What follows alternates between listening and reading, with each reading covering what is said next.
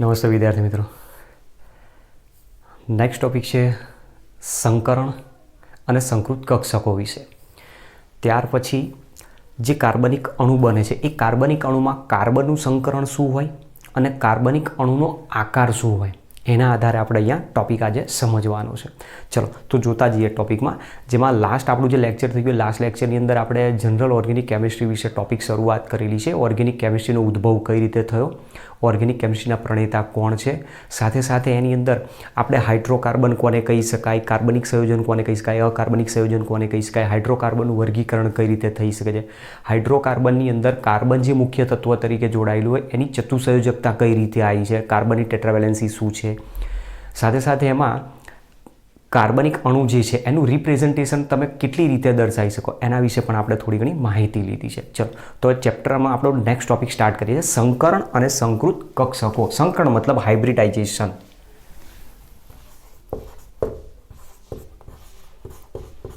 સંકરણ અને સંકૃત કક્ષકો. Hybridisation and hybrid orbitals જેને કહી શકાય. સંકરણ વિશે થોડું ઘણું આપણે ભણી ગયા છીએ કે સંકરણ થાય ત્યારે એની અંદર અલગ અલગ પ્રકારના આપણને સંકરણ જોવા મળતા હતા. sp2, sp3, sp3d, sp3d2, sp3dt બધું ક્યાં આવે છે? આ કેમિકલ બોન્ડિંગના ચેપ્ટરમાં છે, બરાબર. જ્યાં તમે VSEPR સિદ્ધાંત જે કેમિકલ બોન્ડિંગનો ભણી ગયા ત્યાં તમને અલગ અલગ પ્રકારના હાઇબ્રિડાઇઝેશન વિશેની માહિતી આપેલી છે. તો હાઇબ્રિડાઇઝેશનની માહિતી મળી તેની અંદરથી આપણને એક વસ્તુ ત્યાં સમજાવેલી છે કે સંકરણના આધારે અણુનો આકાર નક્કી નથી થતો, બરાબર. સંકરણ તો ગમે તે હોઈ શકે છે. દાખલા તરીકે આપણે દર્શાવીએ છીએ મુજબ તો આની અંદર તમે જુઓ CH4 આપેલો હોય, મિથેન અણુ, મિથેન અણુ આપેલો હોય તો એનું સંકરણ તમે ભણી ગયા sp3. NH3 આપેલો હોય, NH3 માટે તમે ભણી ગયા એનું પણ સંકરણ છે sp3. H2O આપેલો છે, H2O માટે પણ તમે ભણી ગયા H2Oનું પણ સંકરણ છે sp3. સંકરણ ત્રણેય ત્રણનું એક સરખું છે, પણ તેમ છતાં તમે જુઓ કે મિથેન અણુનો આકાર આપણે સમચતુષ્ફલકીય પ્રકાર બતાવીએ, NH3 અણુનો આકાર આપણે ત્રિકોણી પિરામિડલ બતાવીએ છીએ અને H2O અણુનો આકાર એક કોણીય બેન્ડ પ્રકારનો દર્શાવીએ છીએ. તો મતલબ શેપ નક્કી કરવા માટે ત્યાં હાઇબ્રિડાઇઝેશન જરૂર નથી. હાઇબ્રિડાઇઝેશનના આધારે તમે એનું આકાર નક્કી નથી કરી શકતા. અહીંયા આકાર નક્કી કરવા માટે તમે બીજો કોને વાપરે તો લોન પેરને વાપરી હતી. તો VSEPR સિદ્ધાંત મુજબ ત્યાં એવું કહે છે કે જ્યારે રિપલ્ઝિવ ફોર્સિસ અને એટ્રેક્ટિવ ફોર્સિસ જ્યારે ડેવલપ થતા હોય છે ત્યારે મેક્સિમમ અહીંયા રિપલ્ઝિવ ફોર્સિસ કામ કરતા હોય છે ત્યાં. તો લોન પેર બોન્ડ પેર વચ્ચેના અપાકર્ષણ વિશે આપણે તે ભણી ગયા હતા અને એના આધારે કીધું હતું કે અણુ ઓછામાં ઓછું અપાકર્ષણ થાય એ રીતે સ્થાયી થવા પ્રયત્ન કરતો હોય. તો કોઈ પણ અણુ થર્મોડાયનેમિકલી જ્યારે સ્થાયી થતો હોય ત્યારે એ શું કરતો હોય, એની એનર્જી રિલીઝ કરે. એનર્જી રિલીઝ કરે એટલે એની એનર્જી મિનિમમ કરવાનો પ્રયત્ન કરે. તો આ એક મેઇન ટોપિક છે. કોઈ પણ અણુનો આકાર મિનિમમ એનર્જી પરથી નક્કી થાય. જ્યાં એની એનર્જી મિનિમમ થાય એ જ પ્રકારનો એ આકાર ધારણ કરી લે, પણ એનું સંકરણ એના આકાર માટે જવાબદાર નથી. ચલો સૌથી પહેલો આપણો ટોપિક છે કે સંકરણ, હાઇબ્રિડાઇઝેશન કહેવાય કોને? હાઇબ્રિડાઇઝેશન. તો હાઇબ્રિડાઇઝેશન એટલે શું? હાઇબ્રિડાઇઝેશન કોને કહી શકાય? સંકરણ એટલે શું? તો જ્યારે એની ડેફિનેશન છે આ પ્રમાણે કે જ્યારે કોઈ એક જ પરમાણુની જુદી જુદી કક્ષકોના ઉર્જા સ્તરનો તફાવત ખૂબ ઓછો હોય.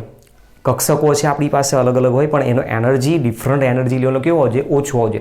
જ્યારે કોઈ એક જ પરમાણુની જુદી જુદી કક્ષકોના ઉર્જા સ્તરનો તફાવત ખૂબ જ ઓછો હોય ત્યારે બે કે તેથી વધુ કક્ષકો એકબીજા સાથે સંમિશ્રિત થઈ સમાન આકાર અને સમાન ઉર્જા ધરાવતી તેટલી જ સંખ્યામાં નવી કક્ષકો ઉત્પન્ન કરે છે, જેને સંકૃત કક્ષકો કહેવાય અને એ પ્રક્રિયાને અથવા ક્રિયાને સંકરણ તરીકે ઓળખવામાં આવતું હોય. વ્યાખ્યા ફરીથી રિપીટ કરું છું, ધ્યાન રાખજો. વ્યાખ્યા લખીએ છીએ પહેલાં સમજી લઈએ શું કહેવા માગે છે. જ્યારે કોઈ એક જ પરમાણુની જુદી જુદી કક્ષકોના ઉર્જા સ્તરનો તફાવત ખૂબ જ ઓછો હોય ત્યારે તેવી બે કે તેથી વધુ કક્ષકો એકબીજા સાથે સંમિશ્રિત થઈ સમાન આકાર અને સમાન ઉર્જા ધરાવતી સમાન સંખ્યામાં તેટલી જ કક્ષકો ઉત્પન્ન કરે છે, તેટલી જ નવી કક્ષકો ઉત્પન્ન કરે છે, જેને સંકૃત કક્ષકો કહેવાય અને એ ક્રિયાને સંકરણ તરીકે ઓળખવામાં આવે છે. ચલો તો ડેફિનેશન પહેલાં લખી દઈએ આની કે સંકરણ એટલે શું? જ્યારે કોઈ એક જ પરમાણુની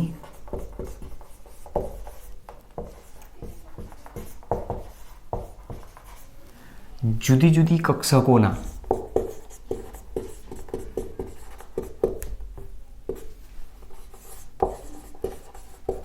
ઊર્જા સ્તરનો તફાવત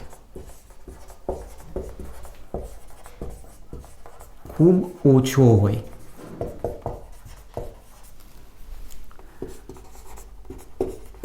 ત્યારે તેવી બે કે તેથી વધુ કક્ષકો એકબીજા સાથે સંમિશ્રિત થઈ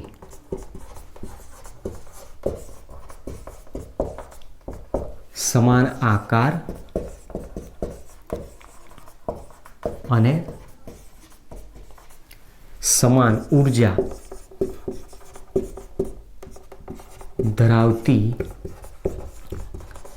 તેટલી જ સંખ્યામાં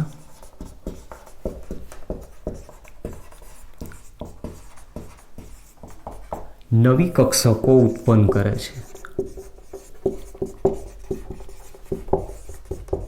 જેને સંકૃત કક્ષકો અને આ ક્રિયાને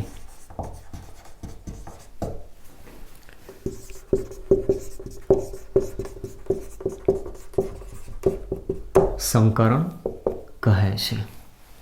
બરાબર. તો આપણી પાસે આ એની ડેફિનેશન આપેલી છે. હવે ડેફિનેશનના આધારે તમે સમજવાનો પ્રયત્ન કરો. અહીંયા શું કહે છે જુઓ કે જ્યારે કોઈ એક જ પરમાણુની કોઈ પણ પરમાણુ તરીકે આપણે અહીંયા કાર્બન જ લેવાનું છે. ક્લિયર? તો કાર્બન પરમાણુની જુદી જુદી કક્ષકોના ઉર્જા સ્તરનો તફાવત બહુ ઓછો. હવે જુદી જુદી કક્ષકોના ઉર્જા સ્તરનો તફાવત એટલે કઈ રીતે કહીએ છીએ? તો આમાં તમે જુઓ 1s 2s 2p 3s 3p 4s આપણે આ ક્રમ બતાવેલો છે. એમાં આમ જ આવશે એમ ક્રમ શું થાય છે? વધતો જાય. પણ આ જે બે કક્ષકો છે 1s અને 2s છે, 2s અને 2p છે, 3s અને 3p છે, તો આવી જે પાસેની કક્ષકો હોય એનો એનર્જી ડિફરન્ટ કેવો હોય? એકદમ ઓછો. અને એવી જ કક્ષકો ત્યાં ભાગ લેતી હોય જ્યાં કક્ષકોની ઉર્જાનો તફાવત ખૂબ મોટો હોય, કોઈ દિવસ ભાગ લઈ શકતી નથી. તો આની અંદર કીધું છે કે જ્યારે એક જ પરમાણુની જુદી જુદી કક્ષકોના ઉર્જા સ્તરનો તફાવત ખૂબ જ ઓછો હોય ત્યારે તેવી બે કે તેથી વધુ કક્ષકો, આ મેઇન ઇમ્પોર્ટન્ટ છે. ઓછામાં ઓછી કેટલી ભાગ લેશે? બેથી વધારે પછી હોઈ શકે છે. બે કે તેથી વધુ કક્ષકો એકબીજા સાથે સંમિશ્રિત થઈ સમાન આકાર અને સમાન ઉર્જા ધરાવતી તેટલી જ સંખ્યામાં નવી કક્ષકો ઉત્પન્ન કરે છે. મતલબ અહીંયા કહેવા એવું માગે છે કે જો બે કક્ષકો ભેગી થાય, સંમિશ્રિત થાય, તો સામે બીજી બે જ કક્ષકો ઉત્પન્ન કરાવશે જેનો ઉર્જા અને આકાર પણ સમાન હશે. 3 કક્ષકો જો સંમિશ્રિત થાય તો સામે નવી 3 કક્ષકો ઉત્પન્ન કરશે જેની ઉર્જા અને આકાર પણ સમાન હોય. જો 4 કક્ષકો ભેગી થશે તો 4 કક્ષકો નવી ઉત્પન્ન થશે જેની ઉર્જા અને આકાર પણ સમાન. અને એવી કક્ષકોને આપણે સંકૃત કક્ષકો હાઇબ્રિડાઇઝ ઓર્બિટલ તરીકે નામ આપીએ છીએ. અને આ ક્રિયાને જ અહીંયા હાઇબ્રિડાઇઝેશન એટલે કે સંકરણ તરીકે ઓળખવામાં આવે છે. તો તમારી પાસે આ એની ડેફિનેશન આપેલી છે અને ડેફિનેશન બાદ આપણે અહીંયા કાર્બનિક અણુ જે આપેલો છે, કાર્બનિક અણુમાં અલગ અલગ પ્રકારના સંકરણ sp3 sp2 અને sp, કાર્બનિક અણુમાં આપણી પાસે આ 3 જ સંકરણ આવશે અને આ સંકરણ વિશે આપણે સમજવાનું છે. તો સૌથી પહેલાં આપણે sp3 સંકરણને સમજીએ, ત્યાર પછી sp2 ને, ત્યાર પછી sp ને. સાથે સાથે અહીંયા સંકરણના આધારે આપણે બંધ લંબાઈ, બંધ કોણ વિશે માહિતી લેવાની છે. એનો આકાર કેવો હશે એ પણ સમજવાનું છે.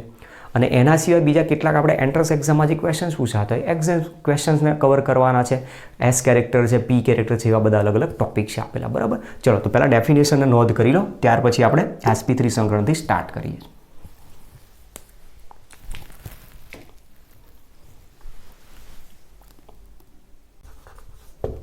કાર્બનનું સંકરણ અને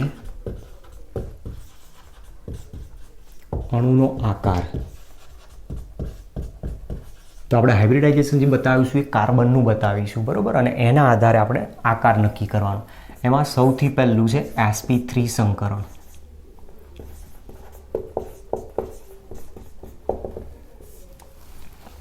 હવે જો sp3 સંકરણ આપણે સમજાવવાનું છે. sp3 સંકરણમાં શું કરવાનું? તો સૌથી પહેલાં આપણે કાર્બનની જરૂર પડશે.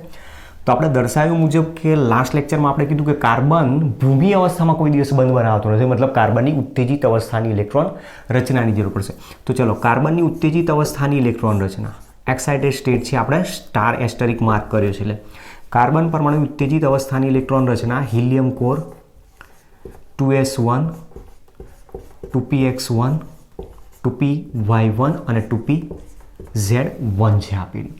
હવે શું કરવાની? આની બોક્સ ઇલેક્ટ્રોન રચના બનાવવાની. તો બોક્સ ઇલેક્ટ્રોન રચનામાં 2s અને 3 2p કક્ષકો, 2px 2py 2pz.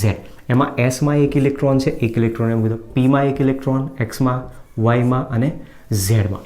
હવે અહીંયા શું કહે છે? કાર્બન કયું સંકરણ બતાવે છે? sp3. તો ડેફિનેશન આપણે કીધી એમાં શું કીધું હતું કે જ્યારે કોઈ એક જ પરમાણુની જુદી જુદી કક્ષકો કે જેના ઉર્જા સ્તરનો તફાવત ખૂબ ઓછો હોય, આના કરતાં આની એનર્જી થોડી જ વધારે, જેના ઉર્જા સ્તરનો તફાવત ખૂબ ઓછો હોય તેવી 2 અથવા 2 થી વધુ, અહીંયા 2 કરતાં વધારે છે, 2 અથવા 2 થી વધુ કક્ષકો એકબીજા સાથે સંમિશ્રિત થઈ સમાન આકાર સમાન ઉર્જા ધરાવતી તેટલી સંખ્યામાં નવી કક્ષકો ઉત્પન્ન કરે છે, તેને સંકૃત કક્ષક કહેવાય. હવે કક્ષકોના આ સંકરણ ઉપર જઈએ ત્યારે એના પહેલાં તમને એક બીજી વસ્તુ રિમાઇન્ડ કરાવી દો કે સંકરણ થતું હોય જ્યારે અણુ બને ત્યારે એમાં 2 પ્રકારના બંધ જોવા મળે આપણને, એક સિગ્મા બંધ અને બીજો પાઈ બંધ.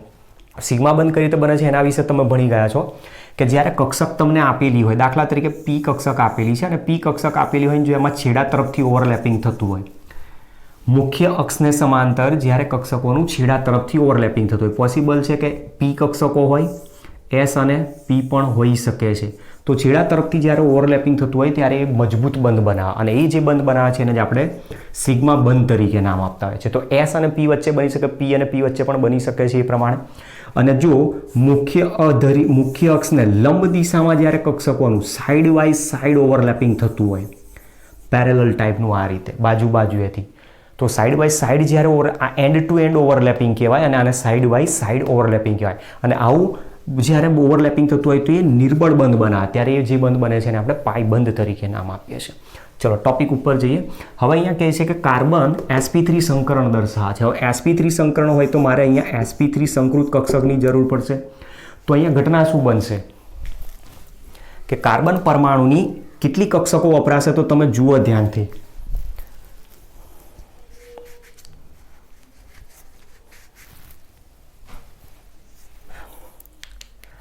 આની અંદર તમે જુઓ sp3 સંકરણની વાત કરી. sp3 સંકરણ હોય તો કાર્બન પરમાણુની એક s કક્ષક અને 3 p કક્ષકો વપરાશે. આપણે આના ઉપરથી કહી શકીએ છીએ એક s કક્ષક અને 3 p કક્ષક, જેમાં 3 p કક્ષકમાં કઈ કક્ષકો આવશે તો px py અને pz, 3 કક્ષકો ભાગ લે.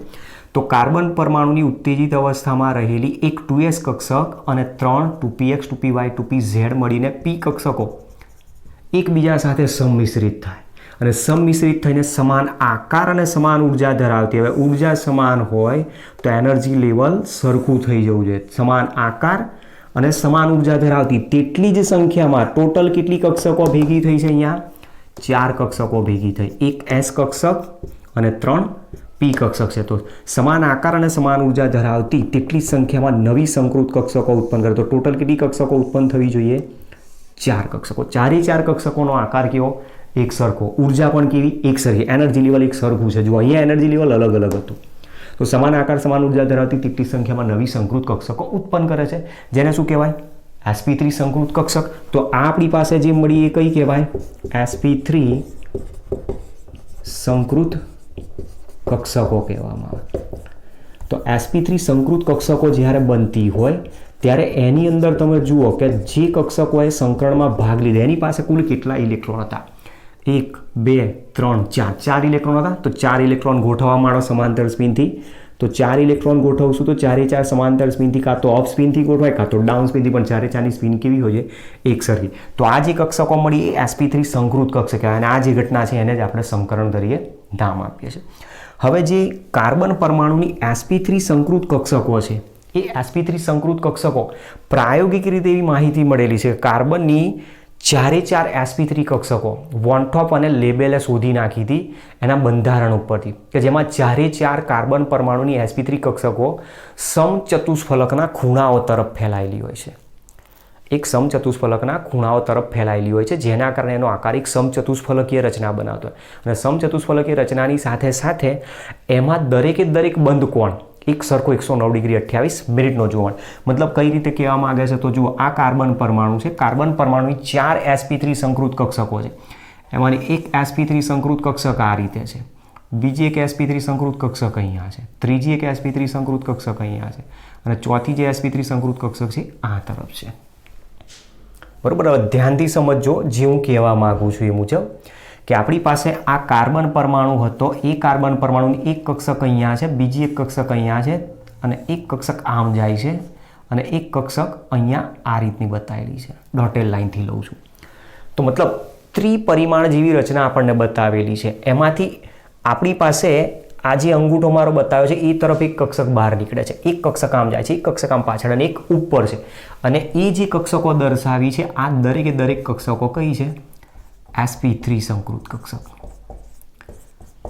હવે જ્યારે આ sp3 સંકૃત કક્ષક આપેલી હોય અને એના જો આકારની વાત કરીએ તો અહીંયા બધી જ બોન્ડ પેર આપણને આપેલી છે.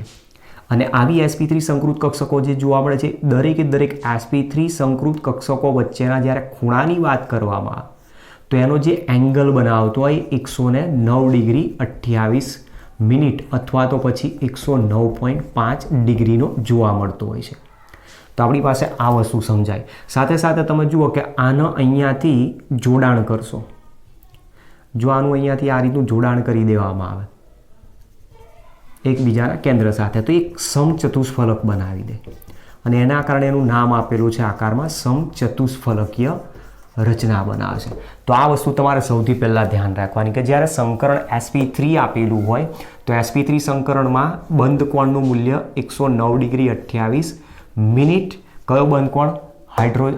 બંધ કોણ આવે છે એ સમજાવું છું, એ પણ 109 ડિગ્રી 28 મિનિટ, અને એનો આકાર સમચતુષ્ફલકીય જોવા મળતો હોય છે. હવે બીજી એક વસ્તુ તમારે ધ્યાન રાખવાની છે કે જ્યારે કોઈ પણ પરમાણુઓ સંકરણમાં ભાગ લેતા હોય અને એમાં સંકૃત કક્ષકો પણ હોય, કેટલીક બિનસંકૃત કક્ષકો પણ હોઈ શકે છે. તો જે કક્ષકો સંકરણમાં ભાગ લેતી હોય, ધ્યાન રાખજો જે કહું છું એ, જે કક્ષકો સંકરણમાં ભાગ લેતી હોય અને અયુગ્મિત ઇલેક્ટ્રોન ધરાવતી હોય એ હંમેશા સિગ્મા બંધ બનાવે, અને જે કક્ષકો સંકરણમાં ભાગ નથી લેતી, અયુગ્મિત ઇલેક્ટ્રોન ધરાવતી હોય તો એ પાઈ બંધ બનાવે. તો આ પોઈન્ટ એક તમારે નોંધ રાખવાનો છે. જે કક્ષકો, અથવા તો પછી સીધો જ લખી દઈએ સંકૃત કક્ષકો, જે સંકૃત કક્ષકો અયુગ્મિત ઇલેક્ટ્રોન ધરાવે તેઓ સિગ્મા બંધ બનાવે, અને જો સંકૃત કક્ષકો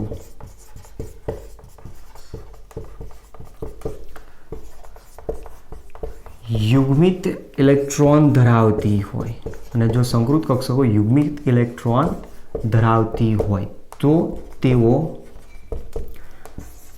લોન પેર તરીકે વર્તે. અને બીજો પોઈન્ટ તમારે નોંધ કરવાનો છે, સંકરણમાં ભાગ ન લેતી અને અયુગ્મિત ઇલેક્ટ્રોન ધરાવતી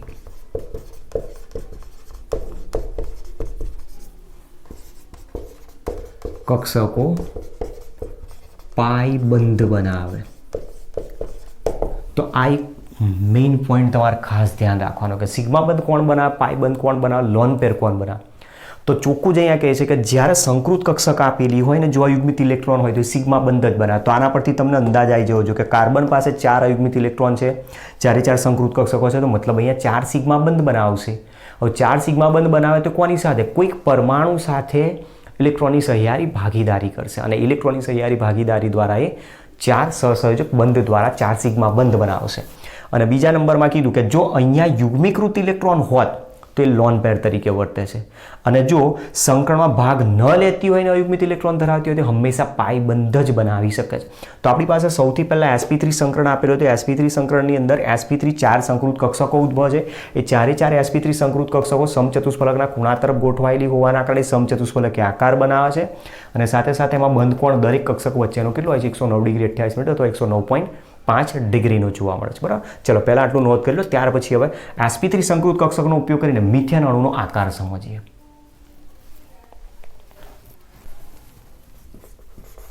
તો આપણે પોઈન્ટ સમજવો છે હવે. મિથેન અણુ, મિથેન અણુનું સંકરણ અને આકાર. તો મિથેન અણુ છે જેને આપણે CH4 તરીકે બતાવીએ છીએ. હવે CH4 તરીકે જો બતાવતા હોઈએ તો એની અંદર તમે જોઈ શકો છો કે કાર્બન પાસે 4 હાઇડ્રોજન 4 સહસંયોજક બંધથી જોડાયેલા હોય. તો મતલબ જો સિંગલ બોન્ડ હોય તો ત્યાં શું હોય? સિગ્મા બંધ હોય. તો ટોટલ એવા કેટલા છે? 4 સિગ્મા બંધ દર્શાવેલા છે.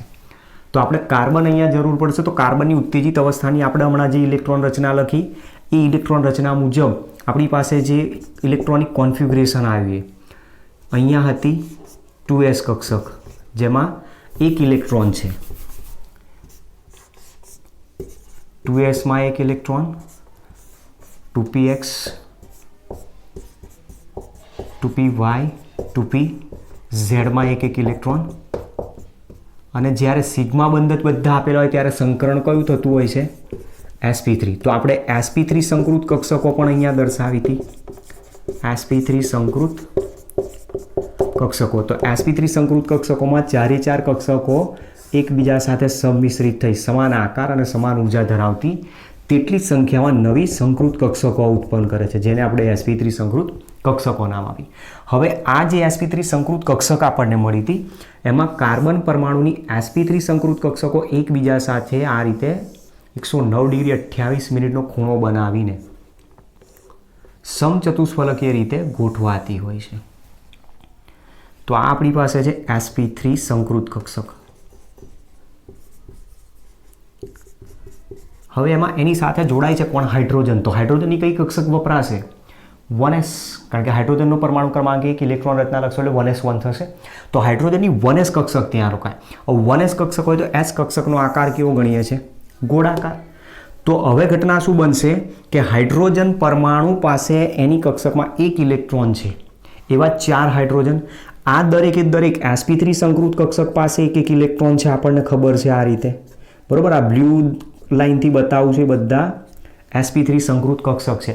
હવે ત્યાં શું કરે છે કે જે અહીંયા ચેન્જ કરી નાખીએ. આપણે બ્લેક કલરથી બતાવી છે કક્ષકને, તો હું અહીંયાને બ્લેક કલરથી જ લઈ લઉં છું. ચાલો, એટલે થોડુંક આપણને સમજવામાં થોડીક સરળતા પડી શકે છે. બરાબર, ચલો sp3 સંકૃત કક્ષક છે એનો બ્લેક કલરથી ઇલેક્ટ્રોન દર્શાવ્યો છે મેં. ક્લિયર? હવે એની સાથે કાર્બન પરમાણુને અષ્ટક પૂર્ણ કરવા માટે 4 ઇલેક્ટ્રોનની જરૂર છે. તો 4 હાઇડ્રોજન પરમાણુ પાસે ઇલેક્ટ્રોન યુગ્મની ભાગીદારી કરશે. તો 4 હાઇડ્રોજન પરમાણુ અહીંયા આ રીતે જોડાશે. એક હાઇડ્રોજન અહીંયા જોડાશે, બીજો એક હાઇડ્રોજન અહીંયા જોડાશે, ત્રીજો હાઇડ્રોજન અહીંયા જોડાશે, ચોથો એક હાઇડ્રોજન અહીંયા જોડાય. તો હાઇડ્રોજનની કઈ કક્ષક હોય? 1s કક્ષક. તો આ ક્વેશ્ચન તમારે ધ્યાન રાખવાનો છે. મિથેન અણુમાં જે સિગ્મા બંધ બને છે એ કઈ કક્ષકો વચ્ચે બનતો હોય? તો sp3 અને 1s કક્ષક વચ્ચે. તમે હવે આની અંદર જોઈ શકો છો, જુઓ આ p કક્ષકના હેડ તરફ s કક્ષકનું ઓવરલેપિંગ થાય. તો મેં હમણાં જ તમને બતાવ્યું હતું કે p કક્ષકમાં છેડા તરફથી ઓવરલેપિંગ s કક્ષક દ્વારા થતું હોય તે હંમેશા સિગ્મા બંધ બનાવે. તો મતલબ અહીંયા ઓવરલેપિંગ જે થયું છે એ કયો બંધ બનાવે છે? સિગ્મા બંધ. તો એ જ પ્રમાણે અહીંયા પણ બતાવ્યો છે સિગ્મા બંધ. એ જ પ્રમાણે અહીંયા પણ બનાવે છે સિગ્મા બંધ. અને એ જ રીતે અહીંયા પણ બનાવે છે સિગ્મા બંધ. ક્લિયર? તો ટોટલ કેટલા સિગ્મા બંધ થયા? 4 સિગ્મા બંધ. એમાં કોની સાથે જોડાય? હાઇડ્રોજન પરમાણુ સાથે. હવે હાઇડ્રોજન પરમાણુ સાથે જોડાય તો હાઇડ્રોજનની એક ઇલેક્ટ્રોન ત્યાં ભાગ લેતી હશે એની સાથે સંકરણમાં, બંધ બનાવવામાં. તો હાઇડ્રોજનની એક પરમાણુની કક્ષક જે ગોઠવાયેલી છે એનો એક ઇલેક્ટ્રોન ત્યાં ભાગ લેશે. હવે એક ઇલેક્ટ્રોન ભાગ લે એટલે વિરુદ્ધ સ્પિનથી અહીંયા આ રીતે ગોઠવાઈ જશે. એ જ પ્રમાણે અહીંયા વિરુદ્ધ સ્પિનથી ગોઠવાશે, એ જ રીતે અહીંયા વિરુદ્ધ સ્પિનથી ગોઠવાશે, એ જ રીતે અહીંયા પણ વિરુદ્ધ સ્પિનથી ઇલેક્ટ્રોન ગોઠવાઈ જશે. તો આ પ્રમાણે શું થાય છે? કાર્બન અને હાઇડ્રોજનના ઇલેક્ટ્રોનની સહિયારી ભાગીદારી દ્વારા એક સહસંયોજક બંધ બને. તો ટોટલ સહસંયોજક બંધ કેટલા થયા? ચારે ચાર સહસંયોજક બંધમાં પરમાણુની 1s કક્ષક અને કાર્બન પરમાણુની sp3 કક્ષકો એકબીજા પાસે છેડા તરફથી ઓવરલેપ થાય છે અને એટલા માટે સિગ્મા બંધ બનાવે છે. ટોટલ 4 સિગ્મા બંધ. તો એનું જે બંધારણ બને છે એ બંધારણ એકચ્યુઅલી આ રીતનું છે. આ કાર્બન પરમાણુ છે, એની સાથે જોડાયેલી આ 4 સંકૃત કક્ષકો અને એની સાથે અહીંયા જોડાયા 4 હાઇડ્રોજન પરમાણુ અને એ હાઇડ્રોજન પરમાણુ સાથે અહીંયા જોડાણ કરી દેવામાં આવે તો એ 4 સિગ્મા બંધ બનાવે છે આ રીતે. બરાબર. તો અહીંયા CH4 અણુ આ રીતે બનતો હોય છે. હવે એ જે CH4 અણુ છે એમાં હાઇડ્રોજન પરમાણુને જો જોડી દેવામાં આવે આ રીતે, હાઇડ્રોજન પરમાણુને જો એકબીજા સાથે જોડી દેવામાં આવે તો તમે જોઈ શકો છો અહીંયા એક પ્રકારે ચતુષ્ફલકીય રચના આખી બનાવી દે છે. અને એ જે ચતુષ્ફલકીય રચના બનેલી છે એ ચતુષ્ફલકીય રચનાની અંદરથી આપણને આને પણ તમે અહીંયાથી જોડી શકો છો. તો એક આખો ચતુષ્ફલક બનાવ્યો તો આ જે રચના બની એ શું કહેવાય? સમચતુષ્ફલકીય રચના.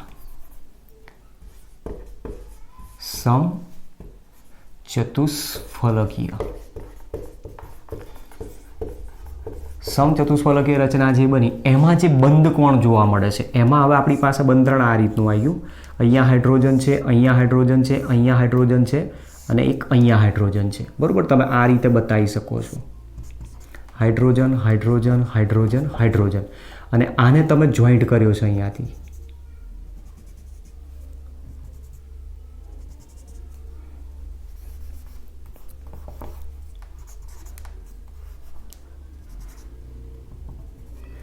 તો જુઓ આ પ્રમાણે એક આખો ચતુષ્ફલક બને. એ ચતુષ્ફલકની અંદર જે અહીંયા બંધ કોણ જોવા મળે છે હાઇડ્રોજન, કાર્બન, હાઇડ્રોજન, બરાબર, HCH બંધ કોણનું મૂલ્ય કેટલું? 109°28' અથવા 109.5 ડિગ્રીનો આપણને જોવા મળતો હોય છે.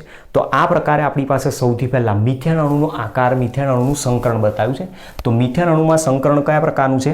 sp3 સંકરણ અને એનો આકાર કેવો જોવા મળે છે? સમચતુષ્ફલકીય રચના બનાવે છે. એ સમચતુષ્ફલકીય રચનાની અંદર 4 બંધ સમાન આપેલા જુઓ, CH બંધ, CH બંધ, CH બંધ, CH બંધ અને એ જે CH બંધ જોવા મળે છે એની બંધ લંબાઈ 112 પિકોમીટરની જોવા મળતી હોય છે. મિથેન અણુ આપેલો છે. મિથેન શેમાં ગણતરીમાં લેવામાં આવે છે? આલ્કેન હાઇડ્રોકાર્બનમાં. આલ્કેન હાઇડ્રોકાર્બન જો આપેલો હોય તેમાં કાર્બન હાઇડ્રોજન બંધ લંબાઈ 112 પિકોમીટરની આપણે જોવા મળતી હોય છે. ચલો, તો આ વાત થઈ મિથેન અણુની. તો મિથેન અણુમાંથી આપણને ખાલી બંધ લંબાઈ વિશે જ પ્રાયોગિક રીતે માહિતી મળતી હોય છે. હવે અહીંયા કાર્બન બંધ લંબાઈની આપણે જરૂર છે તો 2 કાર્બનની જરૂર પડશે. 2 કાર્બન તો મતલબ આપણે ઇથેન અણુના આકાર પરથી સમજવું પડશે. ચલો પહેલાં આને ડ્રો કરી લો, ઇથેન અણુના આકાર પરથી સમજીએ પછી. ચલો બીજો પોઈન્ટ જોઈએ છે આમાં. ઇથેન અણુ. હવે ઇથેન અણુની જ્યારે વાત કરીએ તો ઇથેનમાં કેટલા કાર્બન હોય? 2. તો CH3 એનું કન્ડેન્સ્ડ સ્ટ્રક્ચર ફોર્મ્યુલા આ રીતે આવતી હોય, જેની અંદર બંને કાર્બન જે આપેલા છે બંને કાર્બન સિંગલ બંધથી જોડાયેલા છે. મતલબ અહીંયા પણ સંકરણ કયું છે? sp3 સંકરણ જ દર્શાવેલું છે. હવે આનું જ્યારે બંધારણ હોય તો આપણે આ રીતે પણ લખતા હોઈએ છીએ. તેની અંદર 3 હાઇડ્રોજન જોડાયેલા છે અને 2 કાર્બન સિંગલ બંધથી જોડાયેલા. હવે એના પરથી તમે પહેલાં ચેક કરી જુઓ કે અહીંયા શું કરે છે? સિગ્મા બંધ 1 છે, 2, 3, 4, 5, 6 અને 7 સિગ્મા બંધ આપેલા છે. એમાં એક કાર્બન સિગ્મા બંધ છે અને બાકીના 6 કાર્બન હાઇડ્રોજન સિગ્મા બંધ જોવા મળતા. હવે આનો આપણી પાસે પ્રશ્ન છે. તો પહેલાં તો આમાં જુઓ બધા જ્યાં સિંગલ બંધ જ આપેલા હોય, સિંગલ બોન્ડથી જોડાયેલા હોય પરમાણુ તો હંમેશા sp3 સંકરણ જ હોય. તો મતલબ ઇથેન અણુ જ્યારે આપેલો છે તો sp3 સંકરણ છે. sp3 સંકરણ હોય તો એનો આકાર સમચતુષ્ફલકીય થશે. બરાબર, કારણ કે અહીંયા તમારી પાસે લોન પેર છે જ નહીં તો એનો આકાર બદલાશે. તો અહીંયા આકાર એનો સમચતુષ્ફલકીય જોવા મળતો હોય છે. જ્યારે પેલા NH3માં શું હોય છે? NH3માં એક લોન પેર ઉપર ગોઠવાયેલો હોય છે અને એ લોન પેરને આપણે કન્સિડર કરતા નથી એટલે ત્રિકોણીય પિરામિડલ રચના બનાવી દેતો. ચલો, તો સૌથી પહેલાં આની અંદર સમજવાનો પ્રયત્ન કરીએ કે આપણી પાસે કાર્બન પરમાણુની 4 sp3 સંકૃત કક્ષકો છે. જે આપણે બતાવ્યું એ મુજબ કે કાર્બન પરમાણુની ઉત્તેજિત અવસ્થા, ઉત્તેજિત અવસ્થાની ઇલેક્ટ્રોન રચના 2s1 2px1 2py1 2pz1 અને ત્યાર પછી શું કર્યું હતું એમાં sp3 સંકૃત કક્ષક બતાવી તો 4 sp3 સંકૃત કક્ષકો ઉત્પન્ન થાય છે આ રીતની એમાં આ એક કાર્બન પરમાણુની આવી 4 sp3 સંકૃત કક્ષક એવી ટોટલ 2 કાર્બન પરમાણુની 4 sp3 સંકૃત કક્ષકો મળીને 8 સંકૃત કક્ષકો છે તો બંને કાર્બન પરમાણુની 4 sp3 કક્ષકો પરથી એક sp3 સંકૃત કક્ષક એકબીજા સાથે સૌથી પહેલા જોડાય તો આપણી પાસે માની લો કે આ એક કાર્બન છે અને એક આ બીજો કાર્બન તો આપણે જોયું મુજબ કે કાર્બન પરમાણુની sp3 સંકૃત કક્ષકો એકબીજા સાથે આ પ્રમાણે ગોઠવાયેલી હોય સમચતુષ્ફલકીય આકારમાં તો sp3 સંકૃત કક્ષક આ રીતે ગોઠવાયેલ હોય સમચતુષ્ફલકીય આકાર બરાબર આને તમે આમ ઊભું કરી નાખો એટલે એનો આકાર એક્ઝેક્ટલી જોવા મળી જશે એ જ પ્રમાણે આ બીજો કાર્બન છે એની એક sp3 સંકૃત કક્ષક અહીંયા એક કાર્બનની sp3 સંકૃત કક્ષક પાસે ઓવરલેપ કરશે તો તમે જુઓ આમાંથી મુખ્ય અક્ષ પસાર થતી હોય તો આને કહેવાય મુખ્ય અક્ષ અને મુખ્ય અક્ષને સમાંતર છેડા તરફથી જ્યારે ઓવરલેપિંગ થતું હોય ત્યારે હંમેશા જે બંધ બનતો હોય એ જ બંધને આપણે સિગ્મા બંધ તરીકે નામ આપીએ છીએ તો આ એક સિગ્મા બંધ બનાવે છે ત્યાર પછી કાર્બન પરમાણુની 3 sp3 સંકૃત કક્ષકો બાકી રહી એમાંથી 2 sp3 સંકૃત કક્ષકો આ રીતે અને એક sp3 સંકૃત કક્ષક આ રીતે ગોઠવાયેલી હોય છે સૌથી પહેલા આપણી પાસે આ હવે કાર્બન પરમાણુની એક sp3 સંકૃત કક્ષક તો વપરાય ગઈ હવે આના પરથી તમે જુઓ કે બાકી રહી હવે એક કાર્બન પરમાણુ પાસે 3 તો આની એક sp3 બાકી આની એક sp3 બાકી આ પણ sp3 બાકી તો આપણી પાસે જે આ કક્ષક છે sp3 sp3 sp3 sp3 sp3 એ જ પ્રમાણે sp3 sp3 sp3 કક્ષકો હવે એ શું કરે છે હાઇડ્રોજન સાથે જોડાય છે હવે હાઇડ્રોજન સાથે જો જોડાતી હોય તો હાઇડ્રોજનની 1s ગોળાકાર કક્ષક સાથે જોડાય તો એક કાર્બન પરમાણુની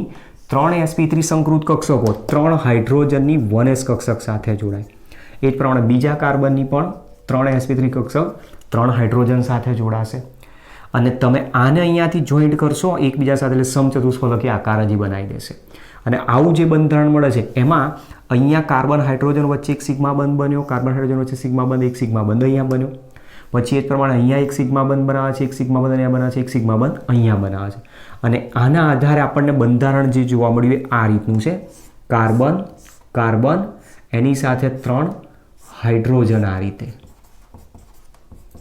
એ જ પ્રમાણે અહીંયા કાર્બન ઉપર હાઇડ્રોજન હાઇડ્રોજન છે તો એક્ઝેક્ટ બંધારણ આપણી પાસે આ રીતનું મળ્યું તો છેડા તરફથી જે ઓવરલેપિંગ થયું એ સિગ્મા બંધ બનાવ્યું હાઇડ્રોજન કાર્બનનું છેડા તરફથી ઓવરલેપિંગ થયું સિગ્મા બંધ સિગ્મા બંધ સિગ્મા બંધ સિગ્મા બંધ સિગ્મા બંધ સિગ્મા બંધ ક્લિયર તો આ બંધારણમાં તમને કમ્પ્લીટ દેખાય છે હવે જુઓ હવે એ જે બંધારણ આવ્યું એમાં કાર્બન હાઇડ્રોજન જે બંધ લંબાઈ છે 112 પિકોમીટર કાર્બન હાઇડ્રોજન બંધ લંબાઈ બધી જ 112 પિકોમીટર પણ બીજી જે બંધ લંબાઈ આવી એ કઈ કાર્બન કાર્બન બંધ લંબાઈ છે તો કાર્બન કાર્બન બંધ લંબાઈ હોય તો એ 154 પિકોમીટર જેટલી જોવા મળતી હોય અને એનો બંધ કોણ જે કીધું 109 ડિગ્રી 28 મિનિટનો આપણને જોવા મળતો હોય છે તો આપણી પાસે એક આ ક્વેશ્ચન અહીંયાથી સમજાવેલો છે બરાબર ધ્યાનથી જોઈ લો અહીંયા મેં શું કર્યું છે 2 કાર્બનની જરૂર હતી એમાંથી એક કાર્બનની કક્ષક મેં બતાવેલી છે એમાં એક કાર્બનની 4 સમચતુષ્ફલકીય રચના ધરાવતી sp3 સંકૃત કક્ષકો આ રીતની હોય